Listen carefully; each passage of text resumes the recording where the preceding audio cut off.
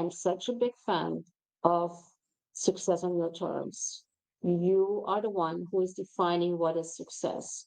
And success for some people is a big car and a big title and a lot of money on the bank. And for other people, it is about raising their children and educating them and making them very responsible citizens. And for other people, success is doing whatever they want, have freedom to read books and to travel. Define success on your terms, and your imposter syndrome will also disappear because you are the standards for what you are bringing to the world.